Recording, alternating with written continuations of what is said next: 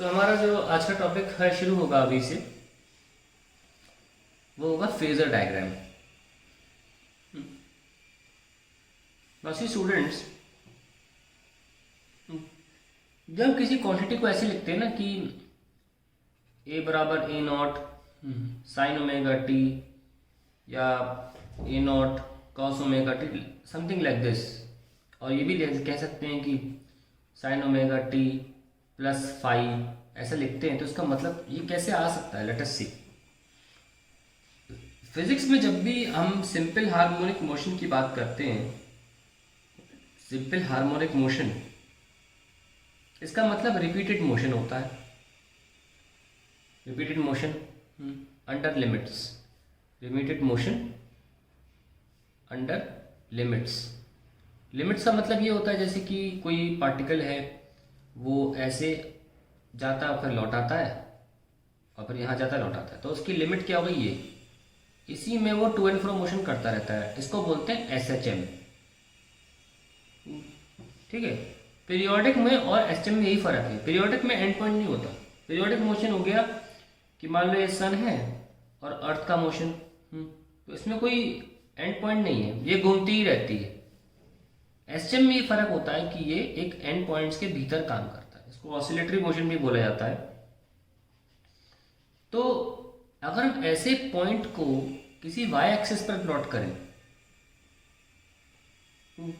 मान लो कोई गोल गोल पॉइंट घूम रहा है, एक पॉइंट सर्कुलर मोशन कर रहा है, अगर हम उसकी केवल वाई कोऑर्डिनेट्स को प्लॉट करना चाहें कि वाई कोऑर्डिनेट समय के साथ यही प्लॉट कर दें, अगर कि भाई इस वक्त t इक्वल टू 0 टाइम पर जो वाई कोऑर्डिनेट है वो 0 है, दिख ही रहा आपको वाई कोऑर्डिनेट 0, तो मार्क कर दिया t 0। ये टाइम ले लो और ये वाई।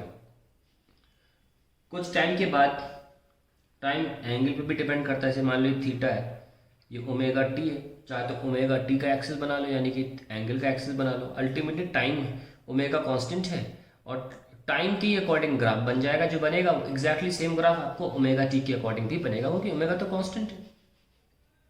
इसलिए तो टाइम के एक्सिस चाहे तो टाइम के अकॉर्डिंग बना लो, चाहे थीटा के अकॉर्डिंग बना लो।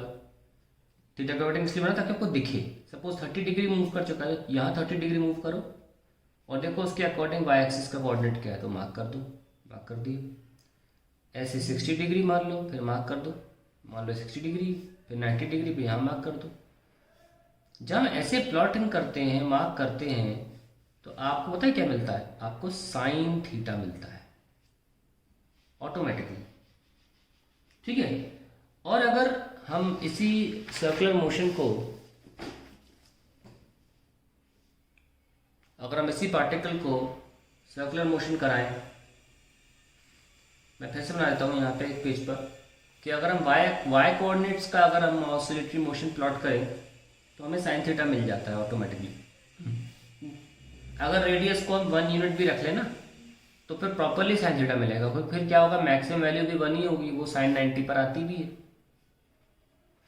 और यही चीज़ मैं अगर एक्स एक्सिस पे प्लॉट कर दूँ तो उसका t इक्वल टू 0 टाइम में पहले से 1 होता है, और t इक्वल टू, जैसे कि पूरा सर्कल में कैपिटल T टाइम लग रहा है, तो ये t/4 टाइम हुआ। तो t/4 टाइम में हमें 0 आंसर आ रहा है।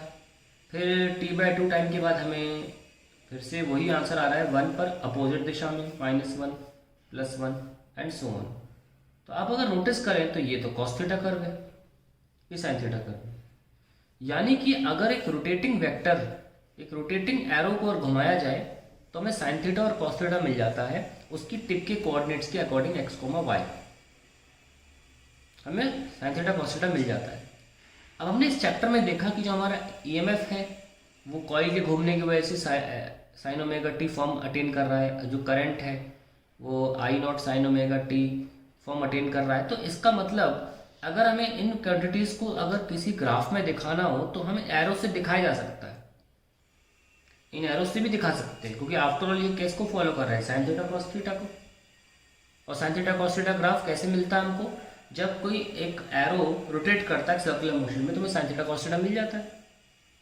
तो before I make this, I am also going to tell you what is a phase.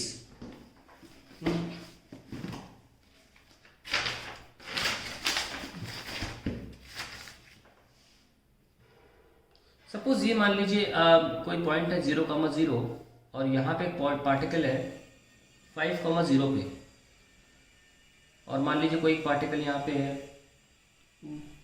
4,3 पे। मैं मान लीजिए पार्टिकल ए है, पार्टिकल बी है, मैं पूछूं what is the position of particle, position of particle A, आप बोलोगे 5 सेंटीमीटर ऑन एक्स एक्सिस, ऐसे ही बोलोगे ना। अब मैं बोलूं पोजीशन ऑफ पार्टिकल बी, आप बोलेंगे 4,3, ऐसे बोल देंगे।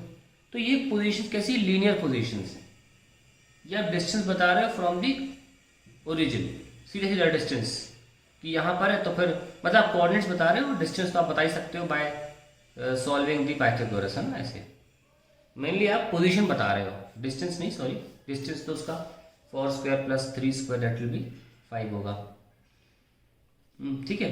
तो आप डिस्टेंस नहीं बता रहे, पोजीशन बता रहे हो, ऐसे पोजीशन बताई जाती है। लेकिन आप देखो इसकी प्रॉब्लम क्या है, इस डिस्टेंस को बताने की प्रॉब्लम क्या है, बताता हूँ इसका प्रॉब्लम क्या है। सपोज एक घोड़ा बंधा हुआ है खूंटे से, ये खूंटा है, एक घोड़ा बंधा हुआ है यहाँ पे, ये घोड़े को पॉइंट से दिखा रहा हूँ। घोड़े का मालिक है ना, अपने घर में खाना खा रहा है, तो उसने मैं नौकर से बोला कि तुम देख बताते रहना मुझे घोड़ा कहाँ है, क्योंकि उसकी नज़र में क्या है कि जो खाना है ना वो यहाँ पे रखा हुआ है, जो उसे अभी घोड़े को खाना नहीं चाहिए, घोड़े को अभी ये खाना खाना नहीं चाहिए, यहाँ पे फूड रखा है जो मालिक चाहता है घोड़ा अभी ना खा ले। तो नौकर से बोला कि तुम मुझे बताते रहना कि घोड़ा कहाँ है। घोड़ा मान लो 50 सेंटीमीटर की रोप से बंधा हुआ था, और उसने उस नौकर से बोला कि बताते रहना भाई। तो उसने पूछा हाँ भाई घोड़ा कहाँ है, उसने बोला 50 सेंटीमीटर पे है, ठीक है, खूंटे से।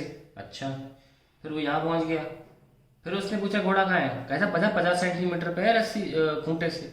फिर वो यहाँ पहुँच के खाना भी खाने लग गया। उसने पूछा कहाँ है, भाई साहब 50 सेंटीमीटर है खूंटे से। उसको लगा घोड़ा भी यहीं खड़ा हुआ है। जब बाहर आके देखा मालिक ने, तो देखा घोड़ा तो पहले खाना खा चुका था। उसे उस दिन रियलाइज हुआ, उस आदमी को उस दिन रियलाइज हुआ कि डिस्टेंस की अहमियत इतनी नहीं होती, सिर्फ डिस्टेंस की अहमियत नहीं होती है, एंगुलर पोजीशन भी इंपॉर्टेंट है, एंगुलर पोजीशन भी होना इंपॉर्टेंट है। अगर इस बंदे ने बताया होता कि वो एंगुलर पोजीशन चेंज कर रहा है, तो ये बाहर आके घोड़े को रोक लेता, पर उसने हमेशा क्या था डिस्टेंस, ऐसे भी ज्ञान नहीं था इस बात का। उस दिन इसे रियलाइज हुआ कि एंगुलर पोजीशन की इंफॉर्मेशन भी जरूरी है, angular position information is also important, ठीक है। तो सपोज एक पार्टिकल है जो यहाँ पर है और अब थोड़ी देर बाद यहाँ पर आ चुका है, तो हम बोलेंगे what is the position of this particle, या एरो टिप आप बोलो 30 डिग्री, क्योंकि जो घोड़े की तरह ये भी लीनियर मोशन कर ही नहीं सकता था, ये केवल रेवोल्यूशन मोशन कर सकता था, तो कोई मतलब ही नहीं था डिस्टेंस बताने का, हमें तो पोजीशन से ही मतलब था। तो हमने एंगुलर पोजीशन क्या बताई 30 डिग्री। अब इस एंगुलर पोजीशन को एक फिजिक्स का नाम भी देना था, बार बार कौन बोलेगा एंगुलर पोजीशन, नाम दिया गया फेज। तो एंगुलर पोजीशन को फेज बोलते हैं, क्या बोलते हैं, फेज बोलते हैं। तो जब आप ऐसा कुछ देखते हैं, जैसे मान लो आपने देखा E बराबर E0 साइन ओमेगा टी, आपने ऐसे बोला, या मान लेते हैं एक्स ए कोई डिस्टेंस है इक्वल टू 5 सेंटीमीटर, और करंट देखा आपने I0 sign omega t plus 5, और आपने एक्स बी देखा मान लो 7 सेंटीमीटर, तो आप क्या बोलोगे, आप बोलोगे B is 2 centimetre ahead of A. ऐसे ही आप यहाँ बोलोगे I इज 5 रेडियन अहेड या लीड्स E। बस ये मतलब है इसका, और कोई मतलब नहीं है। प्लस किया है ना मैंने, इसलिए अगर माइनस कर दूंगा या फिर यहाँ पे एक्स बी इक्वल टू 3 बोल दूंगा, तो आप बोलोगे बिहाइंड और यहाँ बोलोगे लैग, बस यही फर्क है। तो